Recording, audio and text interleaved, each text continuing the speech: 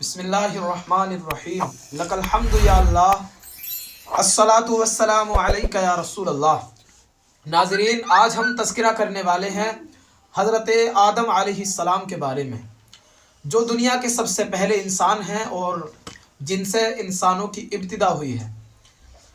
حضرت آدم علیہ السلام کو اللہ تبارک و تعالیٰ نے بغیر ماں باپ کے مٹی سے پیدا فرمایا، جیسا کہ خود اللہ پاک نے قرآن مجید میں 18ویں پارے میں سورہ مؤمنون کی آیت نمبر 12 میں ارشاد فرمایا، وَلَقَدْ خَلَقْنَا الْإِنسَانَ مِنْ صُلَالَةٍ مِّن طِينٍ، کہ بے شک ہم نے انسان کو چنی ہوئی مٹی سے بنایا ہے۔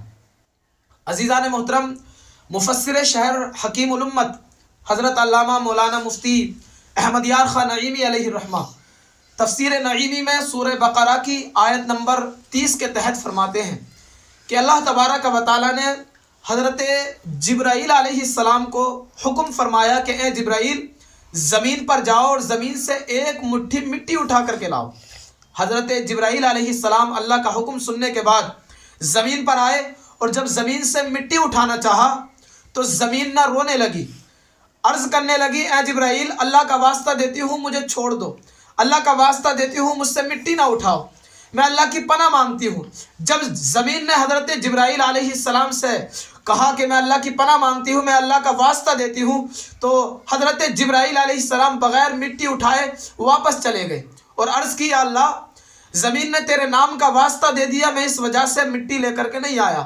حضرت جبرائیل علیہ السلام کے بعد حضرت میکائیل علیہ السلام کو اللہ تبارک و تعالیٰ نے حکم دیا کہ اے میکائیل، زمین پر جاؤ، زمین سے مٹی لے کر کے آؤ۔ میکائیل علیہ السلام زمین پر آئے، اور جب زمین سے مٹی لینا چاہا تو مٹی پھر کہنے لگی کہ میں اللہ کا واسطہ دیتی ہوں، میں اللہ کی پناہ مانگتی ہوں۔ پھر حضرت میکائیل علیہ السلام بھی خالی ہاتھ چلے گئے۔ پھر حضرت اسرافیل علیہ السلام کو اللہ پاک نے بھیجا۔ جب اسرافیل آئے تو مٹی نے پھر یہی کہا، اسرافیل علیہ السلام بھی خالی ہاتھ چلے گئے۔ پھر حضرت اسرائیل علیہ السلام کو اللہ تبارک و تعالیٰ نے حکم دیا کہ اے اسرائیل، زمین سے ایک مٹھی مٹی اٹھا کر کے لاؤ۔ حضرت اسرائیل علیہ السلام زمین پر آئے، جب زمین سے مٹی اٹھانا چاہا تو پھر مٹی کہنے لگی کہ میں اللہ کی پناہ مانگتی ہوں، مجھ سے مٹی نہ لے کر کے جاؤ، مجھ سے مٹی کم نہ کرو۔ لیکن حضرت اسرائیل علیہ السلام نے اس بات پر مٹی سے کہا کہ میں اس بات سے پناہ مانگتا ہوں کہ میں اپنے رب کے حکم پر عمل کیے بغیر واپس چلا جاؤں، اور مٹی کی نہ سنی۔ حضرت اسرائیل علیہ السلام مٹی اٹھا کر کے اللہ پاک کی بارگاہ میں حاضر ہو گئے، اللہ پاک کی بارگاہ میں حاضر ہوئے اور مٹی پیش کر دی۔ حضرت اسرائیل علیہ السلام کا ذمہ لگا دیا کہ آج کے بعد روح نکالنے کی ذمہ داری آپ کی ہے۔ حضرت اسرائیل علیہ السلام کو اللہ نے حکم فرمایا کہ مٹی کو مٹی سے جدا بھی تم نے کیا ہے، اب مٹی کو مٹی سے ملاؤ گے بھی تم۔